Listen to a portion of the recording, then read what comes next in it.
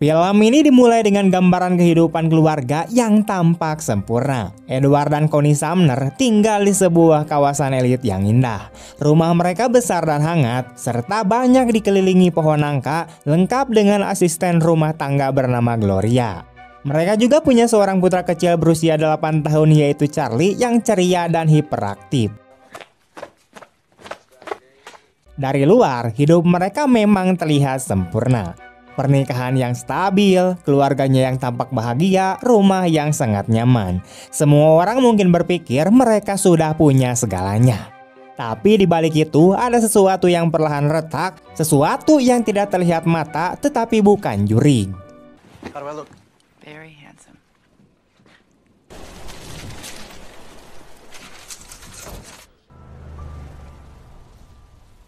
Suatu hari, Connie pergi ke kota untuk berbelanja kebutuhan ulang tahun Charlie. Dia sibuk mencari dekorasi, hadiah, dan perlengkapan pesta. Namun hari itu cuaca benar-benar tidak mendukung, Angin berembus kencang, sementara tangannya papuket dengan kantong belanjaan membuatnya kesulitan menghentikan taksi. Lalu tiba-tiba, sebuah hembusan angin yang lebih kuat mendorongnya hingga menabrak seorang pria. Mereka berdua jatuh di trotoar dan lutut Connie terluka sampai berdarah. Pria itu bernama Paul Marter. Dia langsung menawarkan bantuan dan kebetulan apartemennya ada tepat di gedung terdekat. I'll get you a band-aid, okay? Awalnya Connie ragu-ragu, tetapi dengan kondisi kakinya yang berdarah, pilihannya hanya dua, menerima tawaran Paul atau berjalan pincang di tengah hiruk pikuk New York. Akhirnya Connie kemudian memilih ikut. Come on! Begitu sampai di apartemen Paul, suasananya langsung berbeda. Tempat itu penuh dengan buku, rak-rak menjulang seperti pohon pinus. Paul sendiri masih muda, berusia 27 tahun, bugar, fasih berbahasa Perancis dan punya pesona Eropa yang membuat ibu-ibu terpesona. Dia sangat kontras dengan Edward, yaitu suami Connie yang lebih sering membicarakan soal saham dan peluang bisnis yang terlewat. Dari sini saja terasa jelas bahwa Paul menghadirkan energi baru dalam hidup Connie. Paul kemudian membantu membersihkan lukanya, mengompresnya dengan es, lalu tanpa banyak kata, tangannya perlahan menyentuh tangan Connie. Di sini, chemistry keduanya untuk melakukan dosa mulai terlihat, meski keduanya masih berusaha untuk menahan. Sebelum pulang, Connie hanya menyebutkan nama depannya, mencoba untuk menjaga jarak. Tapi Paul tidak ingin momen itu hilang begitu saja. Ia memberikan sebuah buku dengan alasan sebagai kenang-kenangan, namun di dalamnya terselip nomor telepon yang disertai kutipan dari setan tentang berani mengambil kesempatan.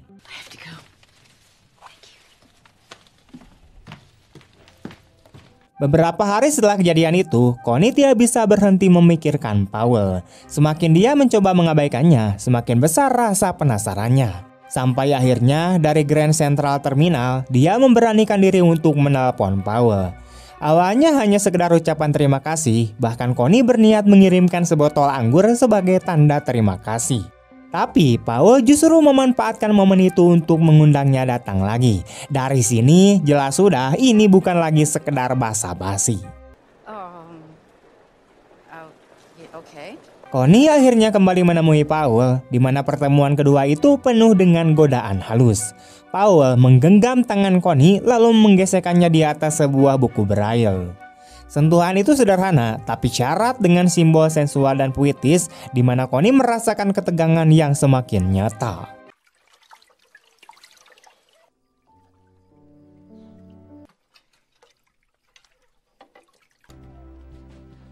Hello. Pertemuan ketiga mereka menjadi titik balik. Connie dan Paul berdansa, membiarkan chemistry yang sudah lama membara meledak tanpa bisa ditahan. Mereka akhirnya melakukan kehilapan bersama. Dalam perjalanan pulang dengan kereta, wajah Connie terlihat campur aduk. Dia tersipu, malu bahkan sedikit terkejut, tapi jelas ada semangat baru yang bangkit dari dirinya. Rasanya seperti sesuatu yang sudah lama terkubur kini meledak keluar. Saat bersama Paul, tubuhnya bergetar, terjebak di antara rasa takut dan gairah. Dia bahkan sampai menangis sekaligus tertawa di saat yang bersamaan. Itu bukan sekedar nafsu semata, melainkan sebuah pengalaman emosional yang mengubah dirinya. Namun semua itu tidak hilang begitu saja ketika dia kembali ke rumah. Justru bayangan tentang Paul terus menghantuinya. Di ranjang, di kamar mandi, atau kapanpun ada waktu sendiri, pikirannya selalu kembali ke momen bersama Paul. Lama-kelamaan dia mulai mencari-cari alasan untuk bertemu dengan Paul. Mulai dari alasan kecil, jalan memutar, apapun demi bisa merasakan kembali sensasi yang membangkitkan hidupnya. Hari-hari berlalu, di mana ulang tahun Charlie kemudian dirayakan dengan perayaan sederhana bersama keluarga. Dari luar terlihat normal, seolah tidak ada yang berubah. Tapi sesungguhnya Connie sedang menjalani dua kehidupan. Satu sebagai ibu dan istri yang baik, satu lagi sebagai wanita yang larut dalam hubungan terlarang. Puncaknya saat Connie makan siang bersama Paul di sebuah dinner sederhana. Awalnya terasa aman, tapi tanpa sengaja salah satu rekan kerja Edward yang bernama Bill melihat mereka. Meski tidak langsung berkata-kata, tapi resiko sudah mulai nyata. Kehidupan rahasia Connie perlahan mulai bocor ke dunia nyata. Sementara itu, Edward juga mulai merasa ada yang aneh, di mana setiap kali ia mencoba mendekati Connie, baik secara fisik maupun emosional, tapi Connie selalu menolak dengan halus dan memilih tidur sendirian. Dari hal-hal kecil itu, Edward mulai curiga bahwa istrinya ini dipelet Mbah Dukun. Kecurigaannya makin besar ketika suatu hari dia melihat Connie mengenakan lingerie satin, sesuatu yang sudah lama tidak pernah ia pakai. Kecurigaan itu semakin kuat setelah Connie ketahuan berbohong soal janji facial. Edward bahkan sampai menelepon admin klinik Tongpang untuk memastikan apakah benar si Connie ini perawatan, tetapi tidak ada janji atas nama Connie. Dari situ, Edward tahu pasti ada sesuatu yang disembunyikan. Di sisi lain, Connie semakin tenggelam dalam kesalahannya. Ketika dia sedang bersama teman-temannya yaitu Tracy dan Sally di sebuah kafe, Connie sebenarnya sudah bilang ke Paul bahwa dia tidak bisa datang. Tapi Paul justru muncul di sana dan dengan cara nekat, dia berhasil menarik Connie masuk ke bilik kamar mandi dan langsung menanamkan jagungnya. Gila, sembrono, impulsif, tapi Connie tetap menuruti. Saat itu rasa bersalahnya kalah dengan gelombang gairah yang sudah menelannya. Saat kembali nongkrong minum kopi, salah satu teman bernama Tracy dengan santai mulai bercerita tentang pengalamannya berselingkuh beberapa tahun lalu. Ia menjelaskan bagaimana hal itu akhirnya menghancurkan pernikahannya. Pengakuan itu terdengar ringan di mulutnya, tapi bagi Connie itu seperti tamparan halus yang menghantam jauh lebih dalam daripada yang ia tunjukkan. Momen itu membuat Connie mulai menyadari retakan dalam kehidupannya sendiri yang selama ini ia anggap sempurna. Rahasia yang ia sembunyikan mulai menimbulkan konsekuensi nyata yang tidak bisa lagi diabaikan. Sementara itu di kantor Edward, ketegangan juga meningkat. Ia memutuskan untuk memecat salah satu karyawannya yaitu Bill setelah mengetahui bahwa Bill telah melakukan wawancara di perusahaan lain.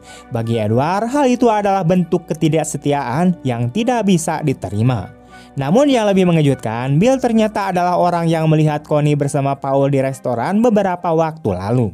Sebelum pergi, Bill melemparkan komentar pedas yang membuat Edward tersentak.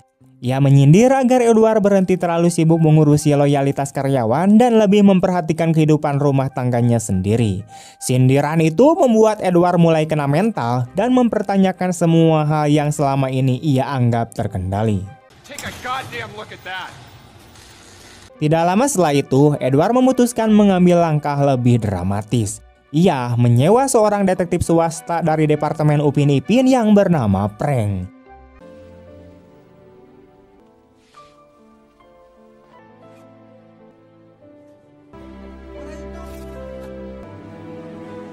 Ketika Frank menyerahkan foto-foto Connie bersama Paul, Edward tidak lagi hanya curiga atau menebak-nebak. Semua yang ia takutkan kini terbukti nyata. Dunia yang selama ini ia anggap aman dan tanpa masalah tiba-tiba runtuh di hadapannya. Wanita yang ia kira kenal baik, kehidupan yang ia pikir aman, semuanya seakan roboh dalam sekejap. Di sisi lain, Connie sendiri mulai berada di titik puncak tekanan emosionalnya. Suatu hari ia bahkan lupa menjemput Charlie dari sekolah.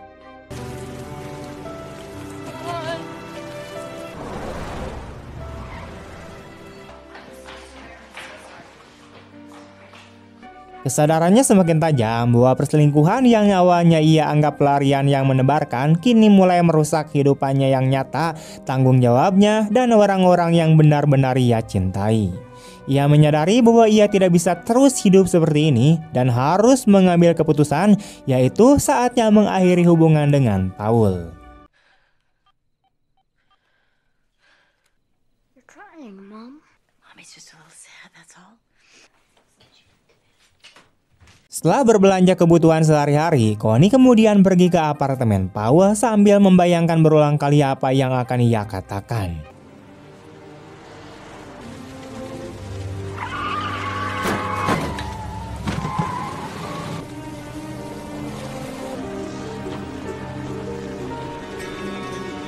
Namun begitu sampai, ia melihat sesuatu yang lebih menyakitkan daripada yang ia duga. Paul yang ternyata merupakan cowok kutu kupret ternyata sedang bersama perempuan lain yang hal itu tentu saja membuat Connie murka sekaligus cemburu edan. Ia menanyakan pertanyaan yang sudah bisa ditebak tentang berapa banyak wanita yang sudah ia temui. Paul terbata-bata mencari alasan, mengatakan wanita itu hanya teman, tetapi Connie tidak mempercayainya. Marah, kecewa bercampur dengan luka yang mendalam. Ia menegaskan bahwa semuanya telah berakhir dan mendorong Paul ketika ia berusaha pergi. Namun Paul tidak membiarkan semuanya berakhir begitu saja. Ia mengejar Connie dan menariknya, membuat Connie berusaha melepaskan diri dan memohon agar ia berhenti. Adegan itu kemudian menjadi gelap dan rumit secara emosional. Connie yang masih bingung antara perasaan dan ketertarikannya pada Paul akhirnya menyerah sejenak. Pada akhirnya mereka pun melakukan kesalahan yang sama. Setelah itu ia pergi dengan tubuh yang lelah secara emosional, merindukan kenyamanan dan stabilitas yang dulu ia miliki bersama Edward. Namun yang tidak ia sadari adalah bahwa Edward sudah bergerak lebih dulu. Ia datang ke apartemen Paul bukan lagi sebagai suami yang tidak tahu apa-apa, tetapi sebagai pria yang sudah dirasuki sosok iblis putus cinta. Ketika ia melihat bola salju yang dulu ia berikan kepada Connie tersimpan di apartemen Paul, sesuatu dalam dirinya pun pecah. Benda itu bukan hanya sebuah simbol, tetapi lambang keluarga mereka, kehidupan mereka yang selama ini ia perjuangkan, tapi kini berada di tangan pria yang menghancurkannya. Do you know that we have been married 11 years?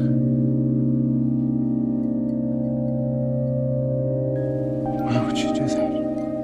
I don't know. Dan pada detik itu, seluruh amarah, rasa dikhianati, dan kesedihan Edward meledak jadi satu. Ia meraih bola salju yang selama ini menjadi simbol cinta keluarganya, lalu menghentamkannya tepat ke kepala Paul. You want some water? I'm not well.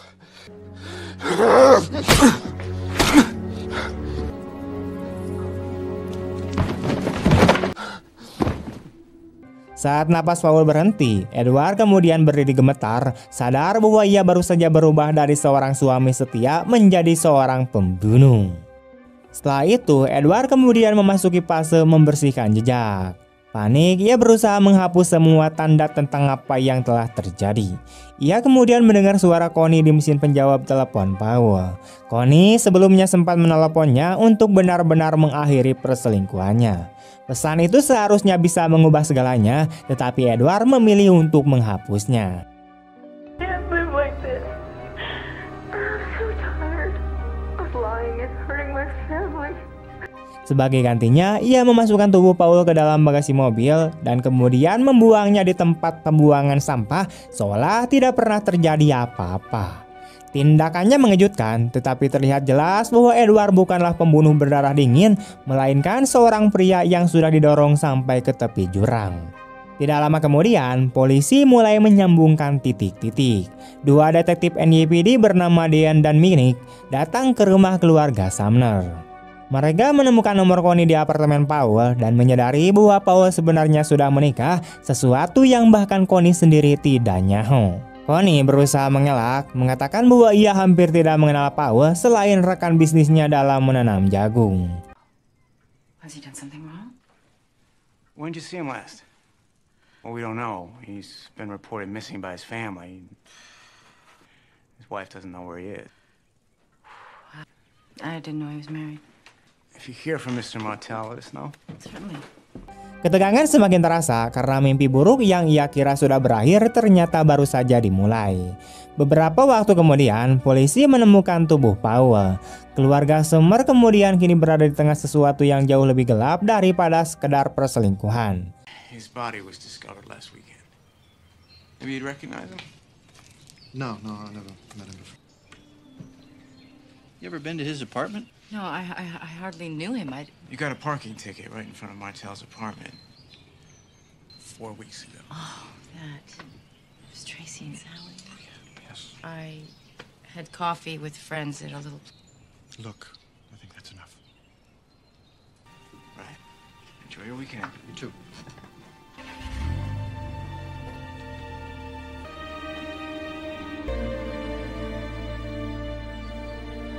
Suatu hari ketika mengambil pakaian dari Binatu, Connie menemukan sesuatu yang seharusnya tidak ia lihat.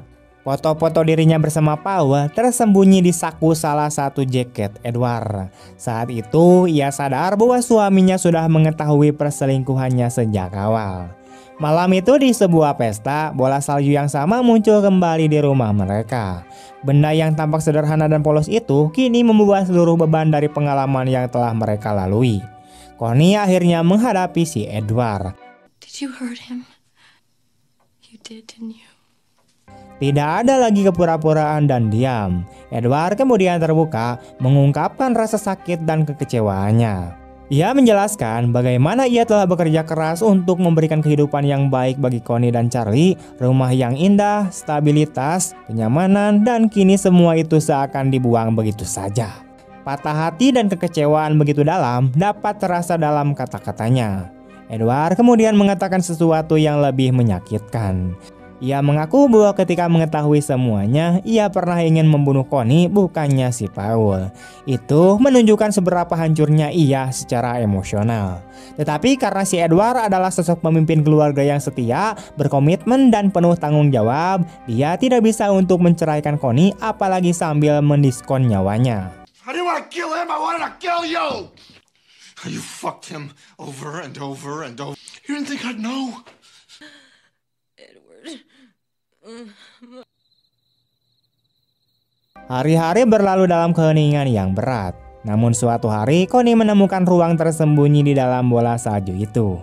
Di dalamnya terdapat foto lama dirinya, Edward dan bayi Charlie dengan catatan tulisan tangan kecil yang berbunyi, "Untuk istriku yang cantik, bagian terbaik dari setiap hariku." Pesan itu menusuk hatinya, mengingatkannya pada Edward yang dulu sebelum semuanya salah, sebelum perselingkuhan, kekerasan, dan penuh kebohongan. Ia melihat sekilas cinta yang pernah menyatukan mereka.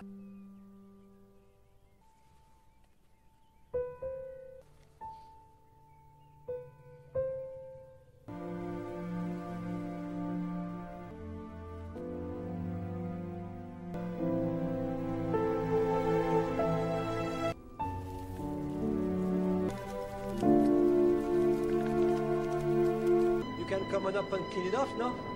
Come on!